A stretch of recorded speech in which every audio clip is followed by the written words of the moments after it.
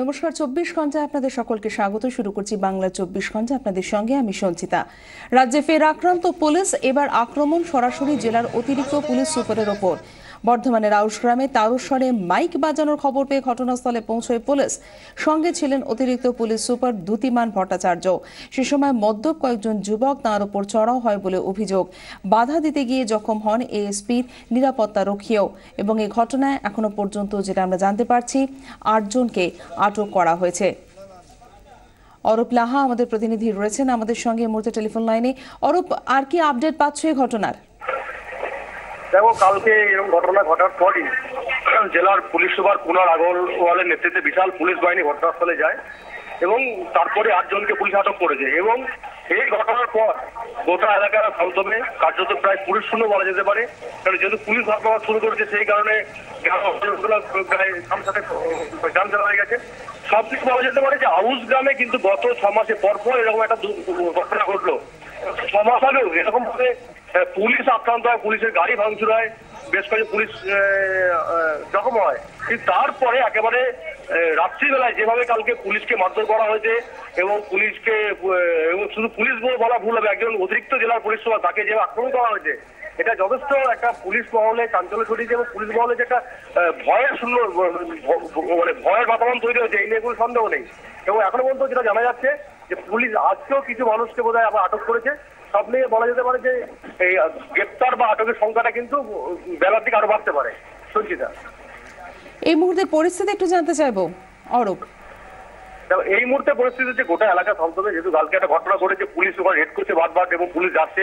সেই কারণে যারা নিরীহ মানুষ, যারা এই ঘটনার সঙ্গে যুক্ত নয়, তারাও কার্যত গ্রাম ছাড়া হয়ে পড়েছেন এবং পুজোর যে আনন্দ, সেটাও প্রায় একেবারে বন্ধের মুখে। সঞ্চিতা, অরূপ, যেভাবে রাজ্যে ফের আক্রান্ত হলো পুলিশ এবং এবার বর্ধমানের আউশগ্রাম, বারংবার পুলিশ এভাবে আক্রান্ত হচ্ছে, তাহলে সেক্ষেত্রে পুলিশের নিচু তলার কর্মীদের ক্ষেত্রে মনোবল তো একেবারে তলানিতে গিয়ে ঠেকছে।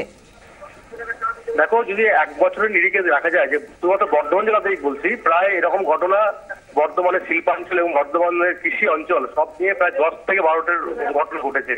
এবং কিন্তু স্বাভাবিকভাবে কিছু দেখেছি যে যারা এই ঘটনার সঙ্গে যুক্ত, পরবর্তীকালে তারা খুব অনায়াসেই তারা মানে মুক্তি পেয়ে গেছে, কারণ তারা শাসক দলের ঘনিষ্ঠ কিংবা শাসক দলের সঙ্গে তাদের সম্পর্ক আছে। যদিও কালকে ঘটনার সঙ্গে শাসক দলের সম্পর্ক আছে কিনা সেটা এখন পরের বিষয়। কিন্তু যেভাবে পুলিশকে আক্রমণ করা হচ্ছে বারবার এবং পুলিশের গাড়ি ভাঙচুর হচ্ছে এবং অতিরিক্ত পুলিশ সুপারকে যেভাবে তার মারধর করা যায়, একেবারে রাস্তায় ফেলে মারধর করা হচ্ছে, তাকে বাধা যখন তাকে মারধর করা হচ্ছে, তখন তার নিরাপত্তা রক্ষী যখন তাকে আটকাতে গেছে, তাকে তুমি আমাদের সঙ্গে থাকো। চয়ন মুখার্জি, প্রাক্তন পুলিশ কর্তা, আমাদের সঙ্গে এই মুহূর্তে টেলিফোন লাইনে রয়েছেন। আপনাকে স্বাগত 24 ঘন্টায়। রাজ্যে ফের আক্রান্ত হলো পুলিশ, এবার বর্ধমানের আউশগ্রাম। এভাবে বারবার পুলিশ আক্রান্ত হচ্ছে কেন? তাহলে সেক্ষেত্রে পুলিশের যে নিচু তলার কর্মীরা রয়েছে, তাদের মনোবল তো একদম তলানিতে চলে যাবে। এতদিন তো নিচু তলার পুলিশ কর্মীরা মাঠ খাচ্ছিল, এবার ওপর তলায় উঠেছে। এখন তো ওপর তলায় উঠেছে, সুতরাং আপনার এটা হচ্ছে যতদিন এইসব চলবে, এই কেউ অন্যায় করবে তাকে কিছু আসছে।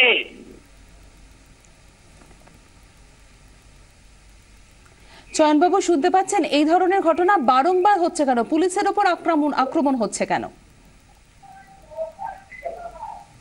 সুতরাং এবারে যেটা ছিল সেটা তো আপনার এই উপরের দিকে গেছে এবং এটা যতদিন এইরকম চলবে এবং পুলিশের মানে নৈতিক মনোবল কোথায় গিয়ে দাঁড়াবে তো বুঝতেই পারছি না। আমরা কাজ করে এসেছি, কিন্তু এই ধরনের পরিস্থিতিতে আমরা কখনোই এরকম দেখিনি। আনফর্চুনেট। কেন বারবার, চয়নবাবু, এটাই জানতে চাইবো আপনার কাছে যে কেন বারবার সাধারণ মানুষ তারা পুলিশের ওপর চড়াও হচ্ছে? পুলিশ কেন বারবার আক্রান্ত হচ্ছে, যেখানে পুলিশ নিরাপত্তা দেবে সাধারণ মানুষকে? সাধারণ মানুষের এইখানে প্রথম কথা সৃষ্টি করছে না, যে বিভিন্ন জায়গাতে যে অপরাধ হচ্ছে সেগুলো করছে না বলে তো লোকের একটা পুলিশের উপর ক্ষোভ আছে এবং একটা সেই ক্ষোভ আর 2 নম্বর হচ্ছে যেখানে বা পুলিশের করার কথা সেখানেও পুলিশ কিছু করছে। এই ক্ষোভের বহিঃপ্রকাশ পুলিশের। ধন্যবাদ আমাদের সঙ্গে কথা বলার জন্য প্রাক্তন পুলিশ কর্তা চয়ন মুখার্জি, তিনি আমাদের সঙ্গে কথা বললেন। রাহুলের সবুজ সংকেত পেয়ে দ্রুত প্রার্থী তালিকা প্রস্তুত করতে সক্রিয় হয়ে উঠেছেন কংগ্রেস নেতারা। তবে 100টির মতো আসনের দাবি থাকলেও 85 থেকে 90টি আসন নিয়ে সন্তুষ্ট থাকতে হচ্ছে কংগ্রেসকে। আমাদের সঙ্গে মধ্যে টেলিফোন লাইনে রয়েছেন আমাদের প্রতিনিধি উজ্জ্বল মুখার্জি। উজ্জ্বল, আমরা জানি যে গতকাল অধীর চৌধুরী তিনি রাহুল গান্ধীর সঙ্গে দেখা করেন এবং নিজেদের স্বার্থ বজায় রেখে এগিয়ে যাওয়ার একটা দিশা, একটা গ্রিন সিগন্যাল রাহুল গান্ধীর কাছ থেকে পাওয়া গেছে এবং ইতিমধ্যেই বেশ কিছু আসনের রদবদলও চাইছে কংগ্রেস সূত্রে আর কি খবর পাওয়া যাচ্ছে?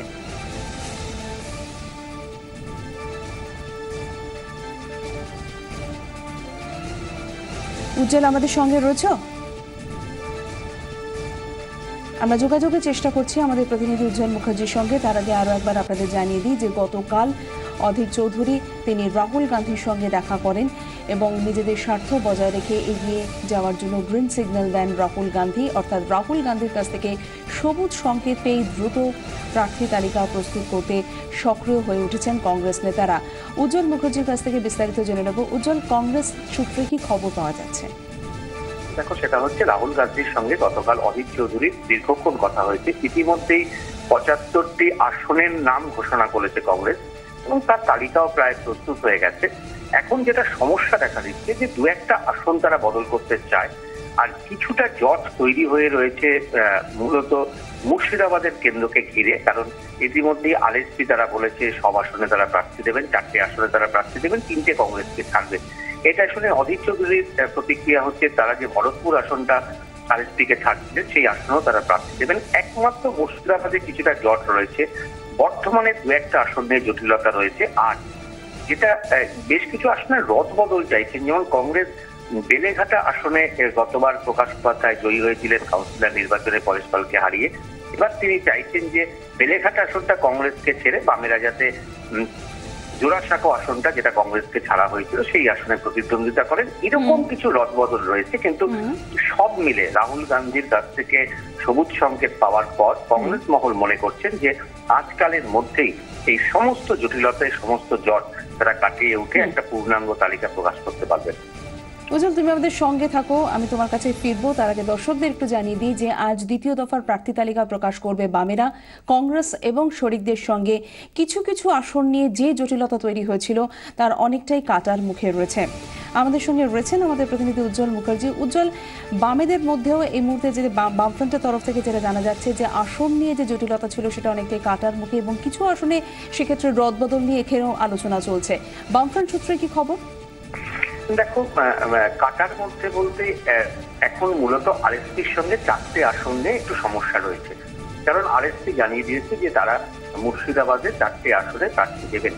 এছাড়া কিন্তু ফরওয়ার্ড তারাও মোটামুটি ভাবে নিশ্চিত হয়েছেন 6টা আসনে তারা 6টা আসন যাতে রাজি হচ্ছেন, তার মধ্যে একটা আসনে বোধহয় কংগ্রেসের প্রার্থী থাকার কথা।